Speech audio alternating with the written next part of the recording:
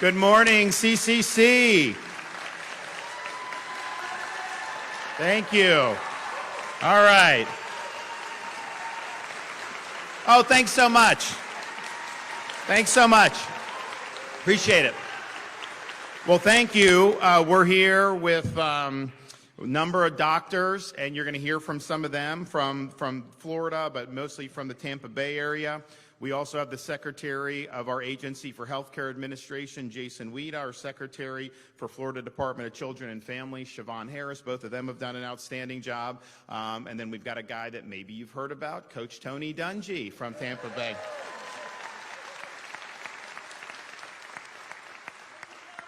So we've got these amendments on the ballot, 3 and 4, and people will ask me, like, Governor, what is the deal with these? Like, I don't really, understand what they'll do. I see these commercials, all this stuff. And so I think it's important that people go into this eyes wide open and just understand that you're talking about amending the Constitution of Florida. That's different than what the legislature does. They can pass a bill, put a bill on my desk, and I can sign or veto it. If I sign it, it goes into law. If you don't like it, you can elect different legislatures. I mean, I saw some of our representatives here from Pinellas County. That happens all the time. Constitution, like, that's playing for keeps. Once it's in there, the legislature cannot amend it through normal legislation.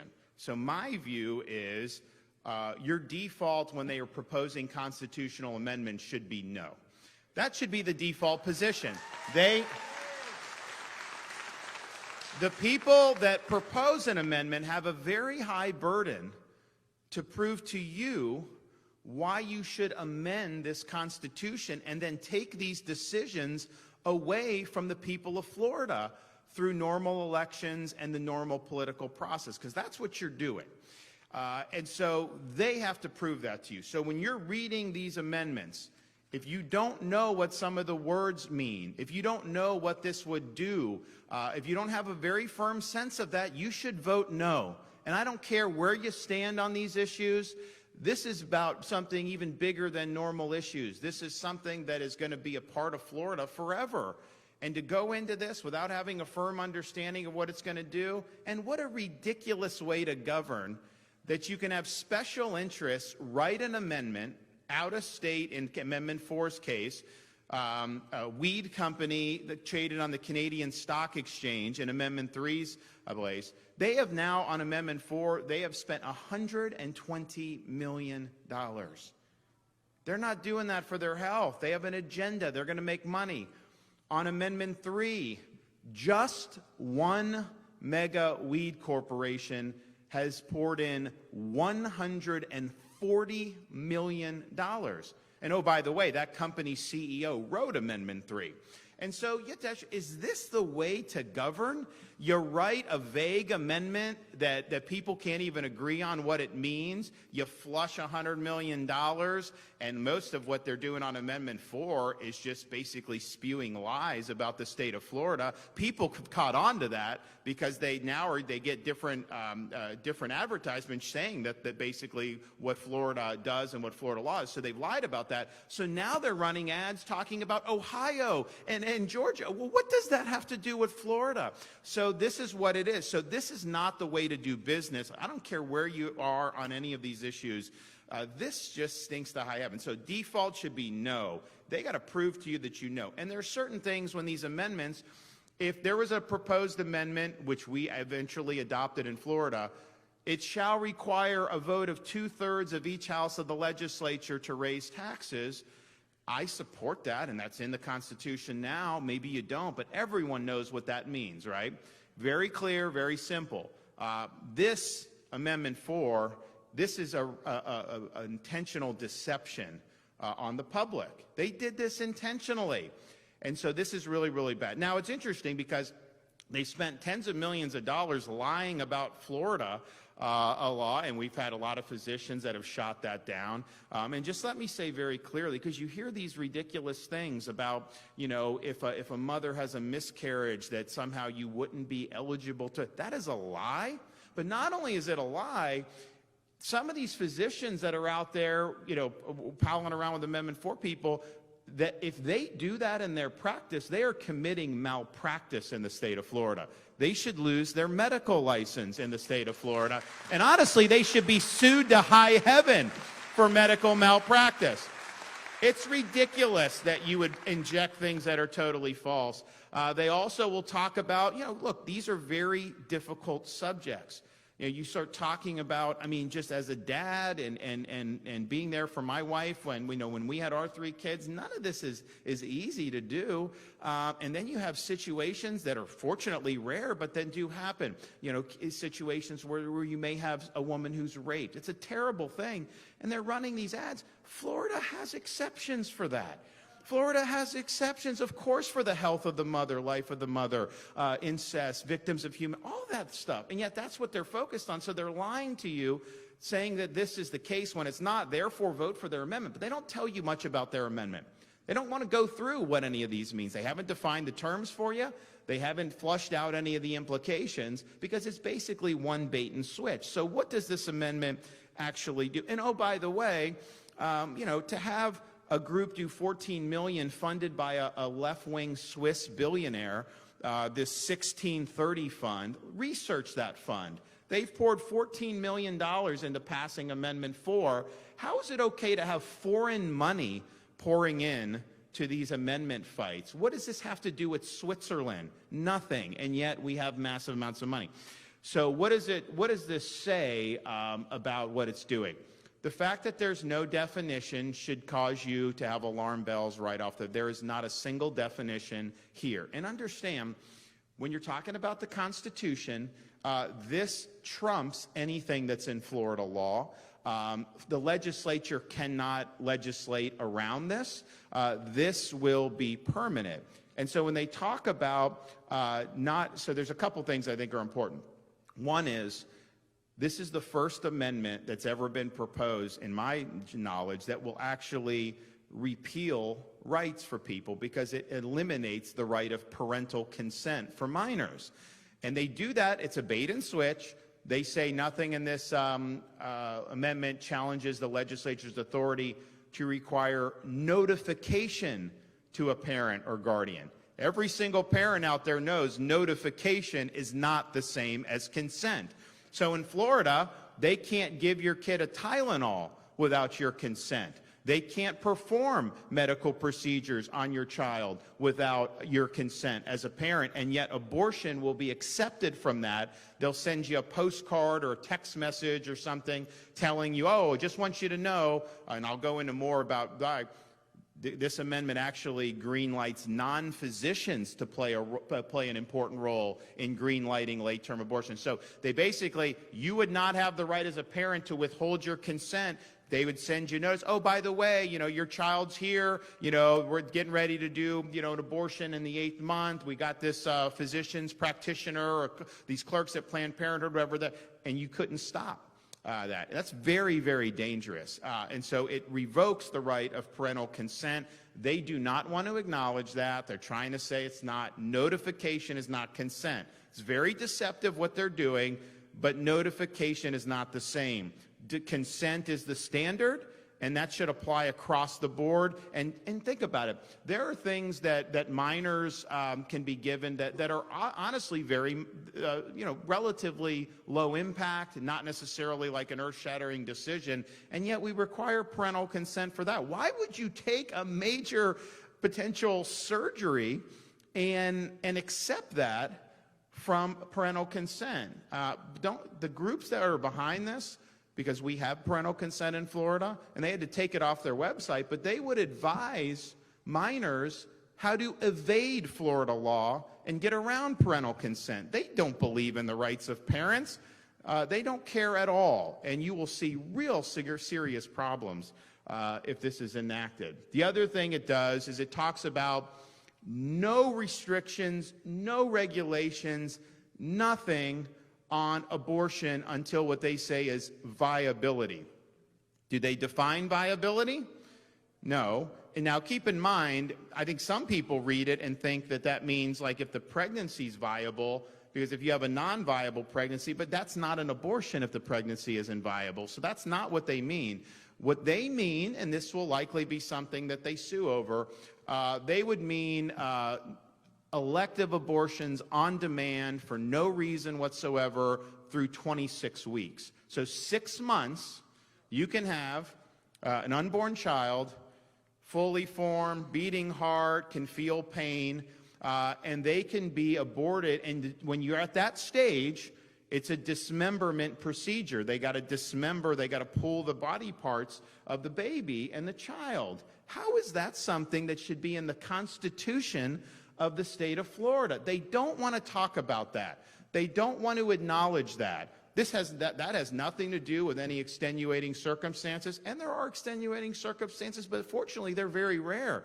This is just on demand for no reason. And why would this happen? Well, because the industry will make money off of it. You got fathers that don't want to accept responsibility, so they push very vulnerable women into doing. There's a whole host of reasons why it would happen. But the bottom line, that would be in Florida's Constitution for those dismemberment abortions to be not regulated in any way. And I think everybody agrees at some point, regardless of whether you're strongly pro-life, more ambivalent, even if you're for abortion, there is a limit to when you can't do this to this unborn child and put them through that amount of pain. And yet that's what this does. But here's the thing. As bad as that is, in some respects it's even irrelevant because there's a loophole in the amendment. Because it says viability. We don't know what it means, but I think it means something that would be very bad in terms of what people would think would be acceptable in a civilized society. But they said or when necessary to protect the patient's health as determined by the patient's health care provider. So they don't define health, and we have exception for health, but it's defined in Florida law. And so it's something that is obviously momentous. This could be whatever a healthcare provider says. And notice, so there's really effectively no limits. It's really up until the moment of birth, for all intents and purposes. The legislature will not be able to limit this scope. You can't. It's a constitutional amendment. But this healthcare provider language is very significant. Because I know people who are not pro-life, but they want abortion to be rare. They don't celebrate it like some on the far left do, but their view is like, look, they don't want legal protections for the unborn. They would rather it just be left to the mother consulting with the doctor about the baby's future. And there's a lot of pro-lifers obviously believe that the child has rights, but that's the argument, and that's the argument that's always been made. This doesn't say doctor. A healthcare provider is not the same as a doctor. There are a lot more healthcare providers and people that qualify of that than there are medical doctors. So this is allowing non-physicians to green-light abortions up until the moment of birth. How does that say the mother talking to the doctor? That is totally throwing the core argument on its head. And they did this for a reason. They could have written doctor. They could have written physician. Why did they not do it? I think for money. They will make more money by having non-physicians staff these, and I think these are going to be very dangerous clinics that pop up if this passes, because I don't think you're going to be able to do much to regulate. If you look at the way the language is, you can't penalize, delay, or restrict, and so any safety regulation will delay. There's certain things that will delay. So I think that's a huge can of worms, but why? They did healthcare provider instead of physicians. And I think if you look at California, I think if you look at Minnesota, some of these places that do abortion till birth, I don't think they have said non-physicians. I think this may be the first in the country, but this is crazy change from any argument that had ever been made, either pro or against right to life. And this cannot be changed. The legislature would not be able to come in and say, well, healthcare provider really just means a physician. Because you're going to have non-physicians that'll be able to sue in court and say, hey, I'm a healthcare provider. I'm not a doctor, but the Constitution says healthcare provider, and I qualify. Very, very dangerous. And I think it's doubly dangerous in Florida because if you look at our country, from Texas to South Carolina along the southeast, every one of those states has pro-life legislation.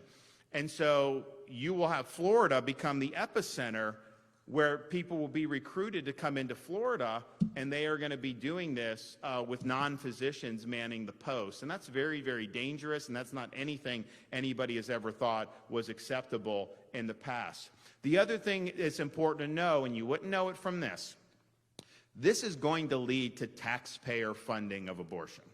How do I know that? Because they passed something similar in Michigan, and once it passed, the left-wing groups went into court and they filed the lawsuit saying that because of this constitutional provision, you have to provide public funding for these abortions. And obviously, the people that are pursuing this, they're not spending $120 million, just for kicks. They're doing it because they're going to make a lot of money off this. And if they can conscript the taxpayer to fund their operations, oh man, of course they're going to try to do that. So they will file a lawsuit if this passes.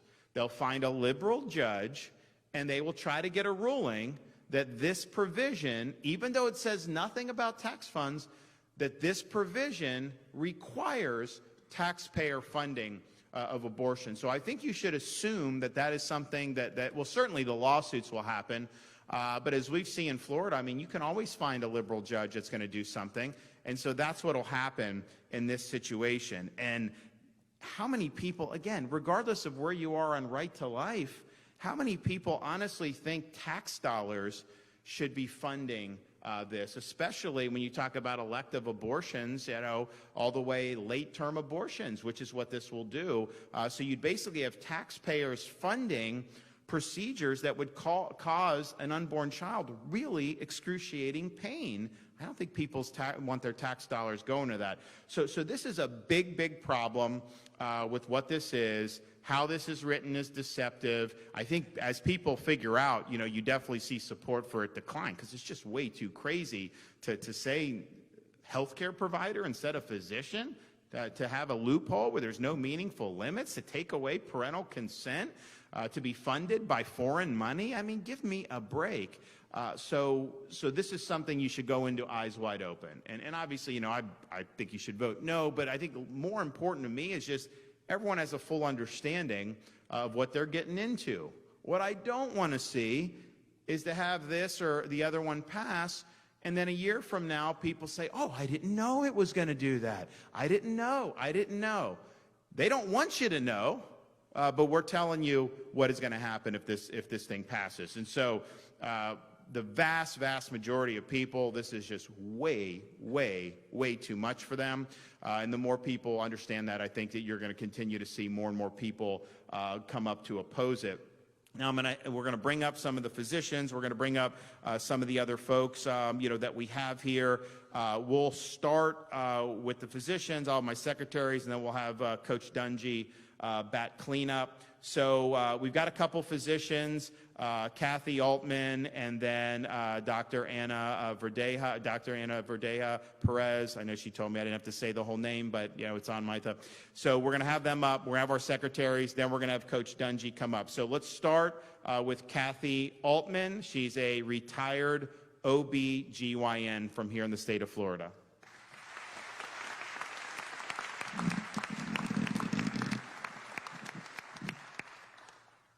My husband says I'm vertically challenged.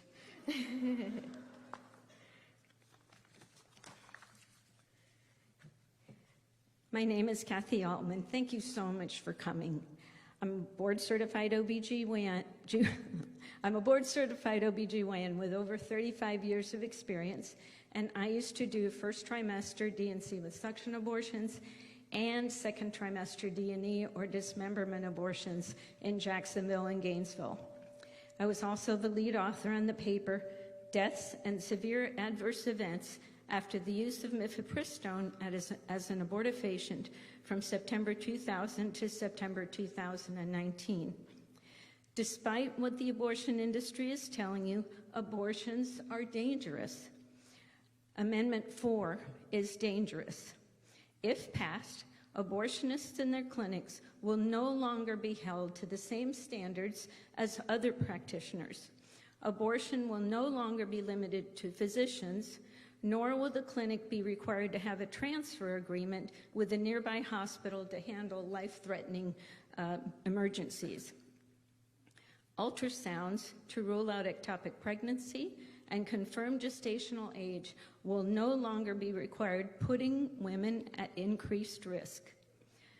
The risk of complications and death increases with gestational age, but the magnitude of this risk cannot be accurately quantified because the FDA no longer requires abortion pill providers to report complications other than death. Only 28 states report abortion complications to the CDC, and 4 states, including California, one of the biggest abortion providers, provide no data on abortion to the CDC. That's the only reason the abortion industry can claim that abortions are safe. International studies where meticulous records are kept confirm much higher complication rates. Few people are aware that the FDA requires a black box warning on the abortion pill mifepristone. That's the highest safety-related warning that can be assigned to medications, but it's safe. Complications from abortions, and these will be hitting our emergency rooms because they don't take care of their own complications, include hemorrhage, infection, sepsis, injury to internal organs, including laceration of the cervix, perforation of the uterus, and injury to the bowel and bladder, uterine rupture, missed and ruptured ectopic pregnancy, ongoing pregnancy, infertility, psychological complications, the need for surgery to remove retained products of conception, major surgery to repair damage to internal organs, hysterectomy to stop hemorrhage, and death. We saw women with some of these severe and devastating complications in our emergency department, of course at a much lower level than will be occurring now if this passes. And many were documented in the adverse event reports submitted to the FDA. Abortion is not health care. Neither my partners nor I ever needed an abortion to manage serious pregnancy complications. We sometimes had to deliver a patient early, and the baby may not have survived, but we knew that was not an abortion because it was our intent to keep both that woman and that baby, if possible, alive. Our state has issued guidance stating that the current law does not prevent physicians from treating miscarriage, ectopic pregnancy, premature rupture of membranes, and trophoblastic disease. Yet advocates of Amendment 4 continue to spread the deceptive lie that our current laws prevent women from getting treatment for those conditions. Those unhappy with our current abortion law should work with our elected officials to change it.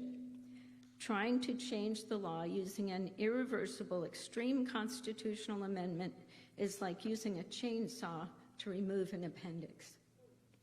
The unintended consequences will be catastrophic. Whether you are pro-life or pro-choice, vote no on Amendment 4. Thank you. Good job. Good job. All right, Anna.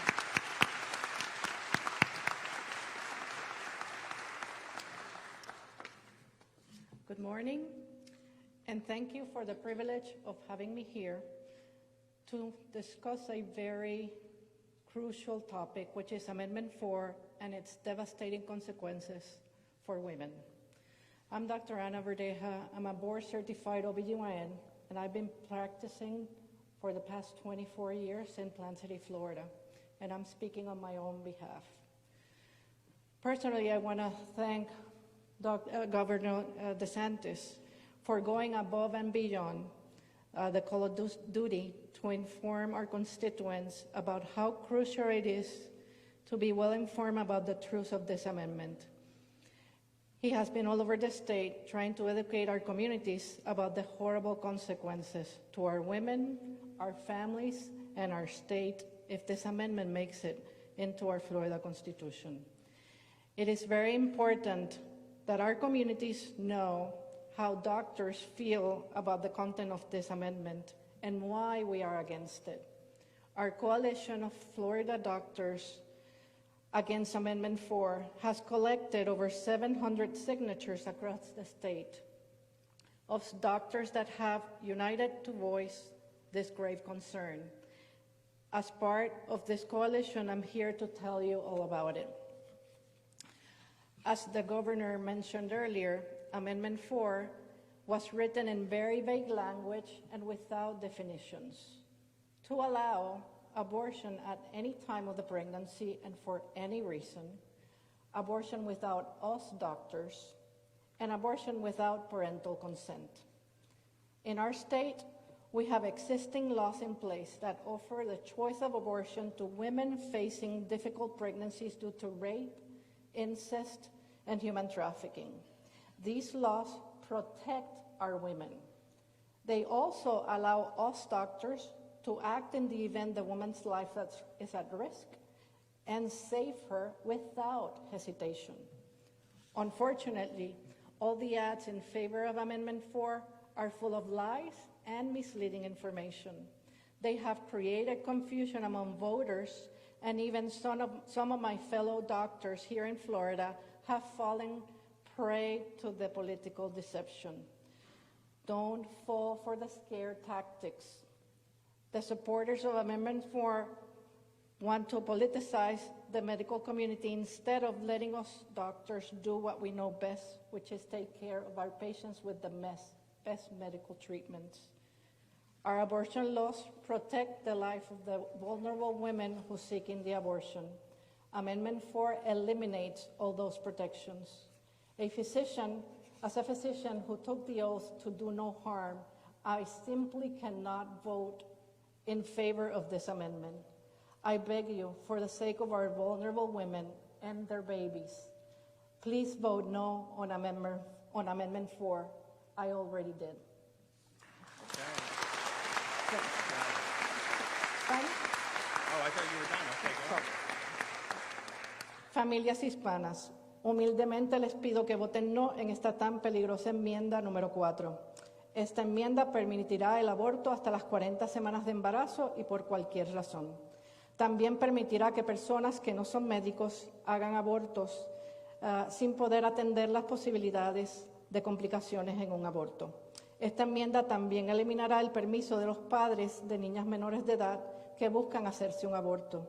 Desgraciadamente, los anuncios que han salido recientemente a favor de la enmienda están llenos de mentiras y de información incorrecta.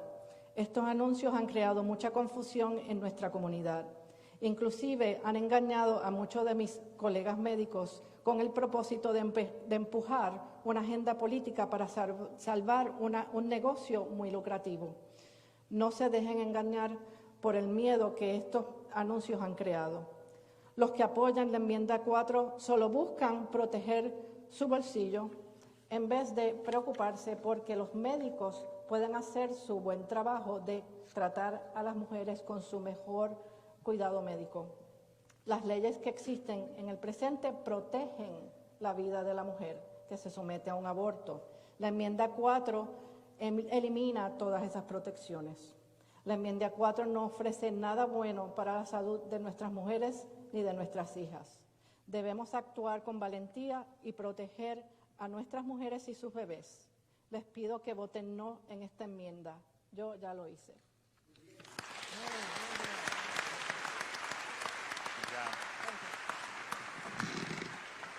And one of the things that that Anna said about, some of these physicians that are parroting the lies of Amendment 4, first of all, you need to know what Florida law is, and Florida law not only allows, but it requires that you provide health care in the situations where they claim somehow you can't. So it's a total lie, and is medical malpractice if they are in a situation where a mother has a miscarriage and they say you can't get treated for it. That's a lie.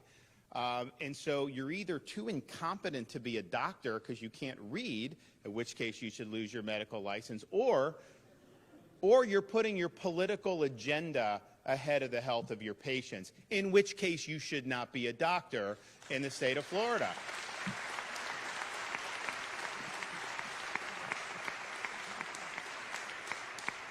And I think we should look at, I've got some of our legislators here. You have a right to sue for medical malpractice in those situations if that were to happen. I think a lot of what you're seeing in Florida, this didn't even happen in Florida in terms of the things they're citing.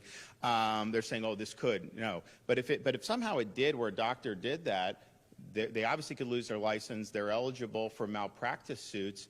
And I'd work with the legislature. Let's let someone ring them up to smither, let them get massive money judgments in there, and that just shows you how ridiculous the lies are. So I'm totally willing to do that. That if you have a physician not providing needed health care in these situations, which obviously Florida law contemplates, allows, and requires, you should not only get sued, you should have to pay a massive money damage, massive malpractice verdict. And I think that would be totally appropriate because it's a level of incompetence that, anyone that's not even a doctor would know, but to be a doctor and be that incompetent, I can't believe. I know we've got some not all physicians are good, just like anything. And good Lord, I saw it during COVID, unfortunately. But even with that, I don't think it's incompetence. I think it's an agenda. I think that this is more. I think that it's a passive-aggressive posture doing that, and that's really troubling. That is really, really troubling that you would play politics with folks' lives like that. So, okay, Jason Weed, ACA.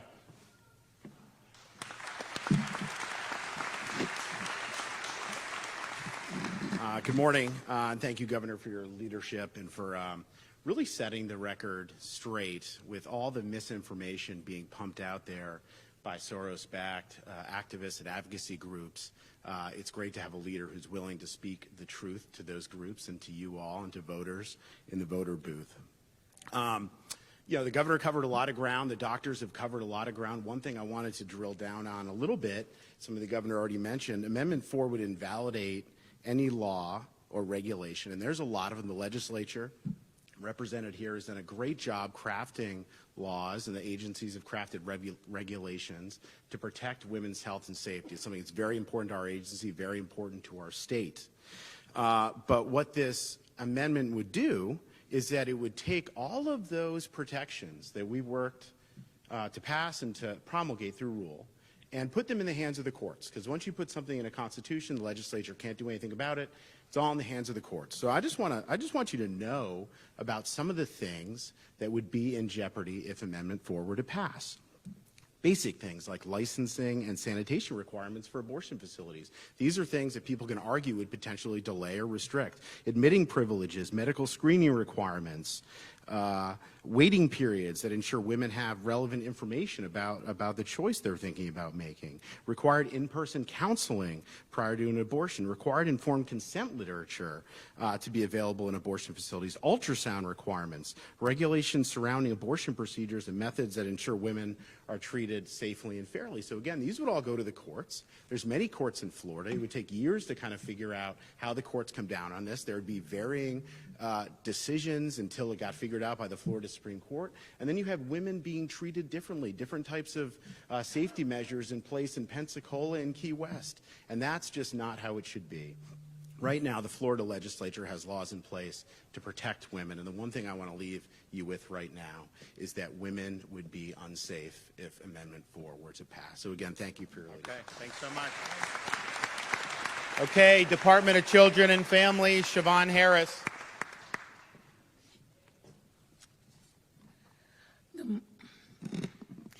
Good afternoon, everyone. Thank you, Governor DeSantis, for your unwavering leadership on this particular issue. There's nothing more precious than life, and at the department, our mission is focused on protecting children at all stages of life. The legislature has supported and invested in a multitude of programs that ensure moms and babies can thrive. Millions of dollars have been appropriated to help support that aim. Programs that help parents be self-sufficient in caring for their family, parenting education classes, and so many others. Under this governor, we are the most pro-child, pro-family state. We cannot afford to backslide. Amendment 4 is written intentionally vague to give you a false sense of assurance that all it does is restore the status quo before the passage of the Heartbeat Protection Act. The ad campaigns in support of the amendment have been intentionally misleading with the sole focus to incite fear. That's why we think it's so vitally important to ensure that good information is being shared with the public, because knowledge is power. There are many aspects of the amendment that are concerning: its lack of definitions, as the governor mentioned, and potential ability to strip the legislature of its authority in clarifying any of these ambiguities. But one of the most concerning aspects is the fact that the authors thought it sufficient to only require parental notification and not consent. I'm a mom of 2 girls. It's inconceivable that anyone thinks that it's okay that a parent would not have the right to be able to consent to such a critical and an invasive procedure. At 17, my daughter wasn't allowed to open up a bank account without my consent. I tried to take her, I tried to have her schedule a dermatology appointment to refill her acne cream, and she went without me, and they sent her home. They said that I had to be there. Okay? Those are the laws of the land. So again, you cannot tell me that it's A-okay to just call me and leave a voicemail or a text message without me being involved in such a critical decision. It should give everyone great pause that a topic as important as this has been reduced down to a few ambiguous sentences without the opportunity for real debate, which could be codified in our Constitution for years to come. I have many roles in this life, but the most important one is my role of being a mom to my 2 girls and to protect them. And as a mom, I feel like this amendment strips my ability to do so appropriately. Thank you. Thank you.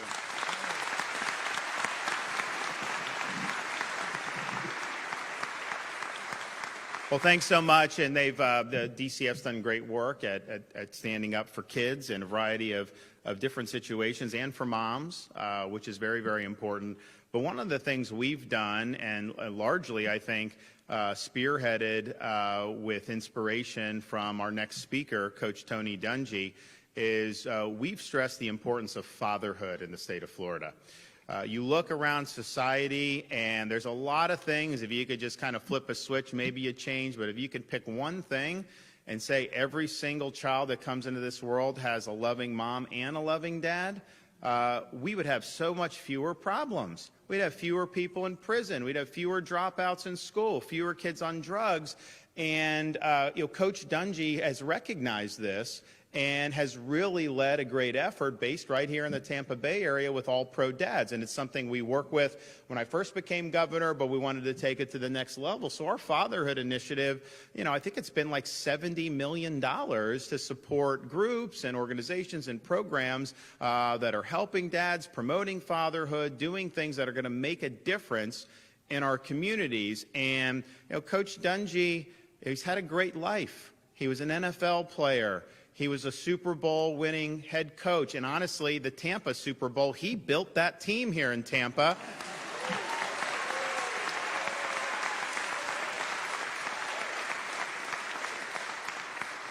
And, he's an analyst on TV. So he could just basically, kick his feet up and to hell with all the stuff in society. He's got a great life. But he sees issues like the absence of fathers and what it does, particularly to our young boys and young men. And he wants to do something about it. I mean, he's a proof that, as Edmund Burke said, the way for evil to triumph is for good men to do nothing. And he's not just doing nothing. He's doing something, and he's making a big difference. And the same thing with this Amendment 4. He doesn't need to be involved in this. He's got a lot of stuff going on. He's done well. He's revered in terms of his football, and yet he's coming up and he's working hard to not only just take a stand, but to educate people. And some of the things he's put out, there's a lot of people that saw that, and because of how trusted he is, they've changed their view. They thought Amendment 4 did things one, and then they realized the truth about it, and so now they're voting no. So just as governor, we've got a great state, we've got a lot of great people. It really is meaningful when people who go in there, put some skin in the game when they don't have to make a difference. And I think Coach Dungy has done that time and time again for this community and for the people of Florida, and we're honored to have him here at this press conference. So, Coach.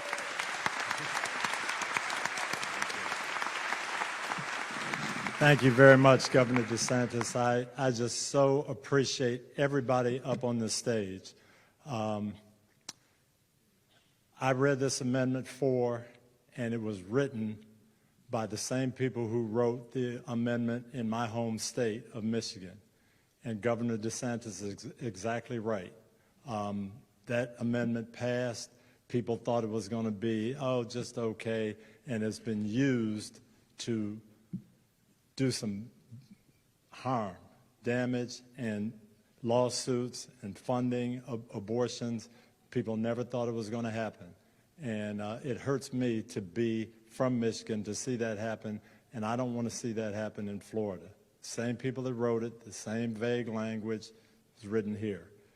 Glad to see the governor, secretary talk about that and what that means. I did a 3-minute video to try to educate people on that, and it's important. We need to know what we're voting for. You can vote for or against, but please know what you're voting for. I thank these medical people to come up here and talk about what this means medically and what it doesn't mean and dispel some of the fears.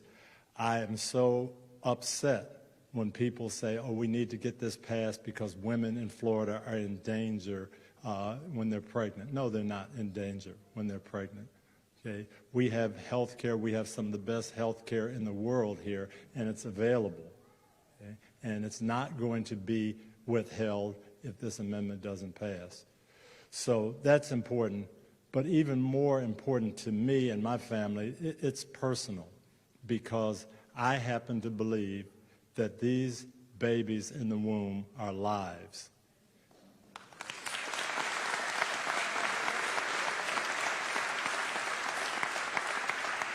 And I know everybody doesn't believe that, but I happen to believe it. My Bible tells me that they are. And I know everybody doesn't believe that. But for me, that's what's important. My wife, Lauren, and I have 8 adopted children in our home right now.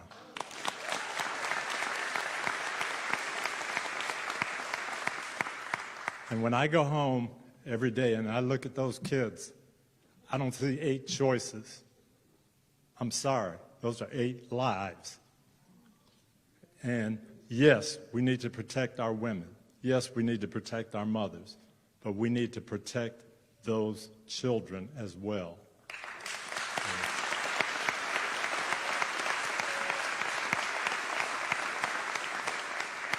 My 8 kids are not old enough to vote yet, but I promise you if they could, they'd be voting no.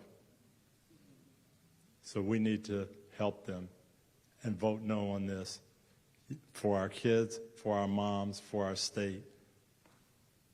We need to do the right thing, please. All right.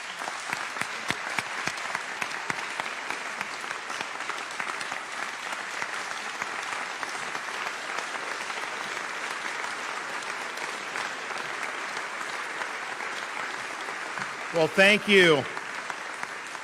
Well, thanks so much, Coach Dungy. Thanks to the physicians. Thanks to everybody. I think you have a very compelling message in terms of the problems of this amendment. For people on both sides of the abortion debate generally can agree that you don't take away the rights of parents. You don't have no meaningful limits. You do not open the door for taxpayer funding of abortion. And you ought to tell people what your amendment's going to do. You shouldn't just have a vague amendment and then punt it all to the courts so that liberal judges get to rule the state of Florida. That's not what we want. So thanks everyone for that. I just want to say while we're here, you know, we have Amendment 4. We also have Amendment 3. And again, I think it's important to ask, how did this get here, Amendment 3? It wasn't put on by the people at all. it was written by the CEO of a major mega marijuana corporation. Like, that's admitted. So, and this is a corporation that's publicly traded on the Canadian Stock Exchange. So as a CEO, you have a fiduciary duty to maximize returns for your shareholders. So you could not write an amendment that was good for Florida but somehow bad for your company. In fact, you have to write the amendment that is going to allow your company to monetize this as much as possible. That's the duty. So just understand what's going on here. It's a one company CEO writing an amendment. And how much have they put into it? $141.9 million to buy their way into your Constitution in the state of Florida. I don't care if you hate weed or you love weed. Is there anybody thinks that this is a healthy way to conduct a Republican form of government? Of course it's not. It's a total farce. So that's how it got on the ballot. And if you vote yes on 3, you are voting to enrich this company, because they wouldn't have spent $141 million if they didn't think they'd make a hell of a lot more money on the back end. I can tell you that. And not only is that a problem, but the way this is written, it's so egregious what they're doing. So, for example, you'll sometimes hear, like the media say, questions about marijuana legalization. That's not really the question, for 2 reasons. One, we already have safe and regulated marijuana in Florida. It's medical marijuana. We've got almost 1 million people in the state that have these marijuana cards. Is every one of those almost 1 million suffering from a debilitating condition? No, not even close. I mean, let's just be honest here, right? How many marijuana stores do we have in Florida? They're everywhere. So I don't buy this idea that somehow, it's illegal in Florida. It's regulated. There's certain things, but the reality is we don't have it overrunning all our public places as a result of having it be regulated. So that's the first thing in terms of this. The second thing, this is not a full legalization of marijuana at all, because they do not give you the ability to grow your own. So yes, you'll have a, quote, right to possess and smoke up to 3 ounces, which is more than California, Colorado by far. It's 100 joints. You'll have a right to possess and smoke marijuana, but only if you buy it from them. Only if you buy it from them. They didn't put in here that you could cultivate. Why? Because they'd make less money if people grew it in their backyard. So they did not put that in here for a reason. Now they'll say, oh, we could only do one subject. They gave themselves the ability to cultivate it. Are you telling me you couldn't do it? You could have written, if all you cared about, you could have written one, no criminal penalties for whatever, but the state can regulate, time, place, and manner. They could have done that. They didn't do it. They chose to do this. So you got to buy it from them. They're forcing transactions to guarantee themselves a flow of money. And get this, the gall to want to put this into the Constitution. They are giving themselves total immunity of civil liability. And again, what you'll get on your ballot is a summary that was written also by the CEO of the company. It does not inform you fully about what the amendment does. You will not get the text of the amendment on your ballot. You got to go online, you got to pull this up. So if you just read the summary, you wouldn't know what I'm about to tell you is in this amendment, which is also a farce. That's why the Supreme Court should have never let this on the ballot. The summary is supposed to fully inform the voter what they're voting on. This doesn't do it. But listen to what it does. So any of these chosen, so they're creating a cartel where they're going to be able to effectively have the dominant market position. And then they say any of these chosen companies acting in accordance with this section as it relates to acquiring, cultivating, processing, manufacturing, selling, and distributing marijuana products to adults for personal use shall not be subject to criminal or civil liability or sanctions under Florida law. That is blanket immunity. There's no exceptions for negligence. There's no exceptions for product liability. So they sell you marijuana, you have a seizure, you can't sue them. distributing. If they have a truck that's driving weed to one of their dispensaries and they run somebody over, you can't sue them. This is a blanket grant of immunity. Again, the words matter. The words matter. It doesn't matter what they may tell you in a commercial. If this passes, they are going to cite this language, and a court is going to apply the language as written. And if there's no exceptions to this, that means they're bulletproof. Total immunity. Is there anyone who's gotten that? This is like big pharma on steroids that they're doing here. So this is just ridiculous. People that love weed do not think this is appropriate. People that hate weed obviously don't think it's appropriate. This is bad governance. This has no place in this Constitution of the state of Florida. Now, one of the reasons that they'll say, and they get some people that are sympathetic to this because, most Floridians are not using this, although more will if this passes, which I don't do. Do we think having more people use will be better for the state of Florida? It hasn't worked out that way in Colorado, California, I can tell you that. But they'll say, well, we don't want somebody rotting in prison just because they smoked marijuana. And I don't either. And I don't think that should be the case. And so I asked, when they started making this argument, Department of Corrections Secretary, how many people, because I wasn't aware this was an issue in Florida, how many people are currently incarcerated in any state of Florida facility for either using marijuana or possessing personal amounts of marijuana? You know the number of people? 0. Not one person in the entire state of Florida. So if that's something you care about, just know it's not happening. Talk to your legislator. Have them say, okay, we can tweak something there. But I don't even think it's because it's not happening. But that is not a reason to give this weed cartel immunity and a captive market. No way. And so that is not happening. Now, if this passes, they're spending $140 million. Do you think if there's an effort to then say, oh, well, we should let Floridians grow their own, are they going to be supportive of that, or are they going to lobby the hell against it? They're going to lobby against it because it would cost them money. Of course that will happen. They'll probably say they're for it now, just like they said they were against recreational when they came in and did medical. Now they're pushing recreational. So that's just not. Now, they'll also say, oh, this is going to be so much money for education and law enforcement and all this stuff. I remember when they said that with the lotto, how it was going to be all this money. Anytime anyone's telling you that, they're selling you a bill of goods. And so if there's anyone in this audience who thinks passing Amendment 3 is going to lead to a windfall for education and law enforcement, please talk to me after this, because I've got oceanfront property in Arizona I would like to sell you. But don't even take the word for it. If you read the text of the amendment, there is nothing in the actual amendment that gives 1 red cent to education, law, or anything. And if you think about it, what'll happen, and I don't even know if the legislature will tax it. I can tell you what happens in Colorado. And look, when Colorado did it, I was skeptical, but I was like, look, this is an important experiment because they say people smoke marijuana. And that is true. In Florida, we got all the medical cards. You have other people do it. No one's in jail for it. And so they said, why not make it regulated, tax it? You'll get rid of the black market and things will be better. Well, what happens is when you regulate and tax, it raises the price.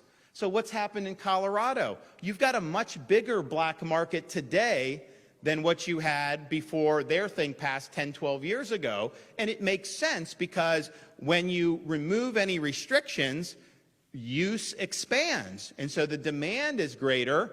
As the price goes up, black market undercuts that. And so we will have a bigger black market. So when they tell you they're going to get weed off the street that's coming from non-legal sources, that is not true. That has not happened in any state that has gone down this road. This is more poor written amendment than Colorado or California. This is one of the worst, horribly written amendments that's ever been proposed in Florida. Even if you like marijuana, this is a horribly written amendment. It's going to cause huge problems. So that's just the reality. You're going to have more black market, 100%. And so if you try to tax it, you'll end up like Colorado. Do they make money off their weed now in Colorado? No. They probably did for a few years. Now what happens is it just kind of collapses the revenue. So they've got a lot of their agencies that are looking. And I think it's also important, there are people in Colorado who supported it when it passed who now say, don't do what we've done. There's people in California who now say, don't do what we've done. There's not very many people the other way, people that opposed it in Colorado and then said, you know, on second thought, this has worked out really well for Colorado, because it hasn't.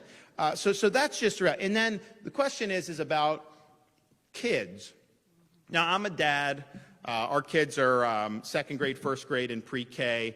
It was interesting. My second grader, she asked my wife and I if she could have her own credit card, gets about the parental consent, and I told her, not a chance are you getting your own credit card. But I'm thinking as they get older, you know, what's going to be. And here's the thing.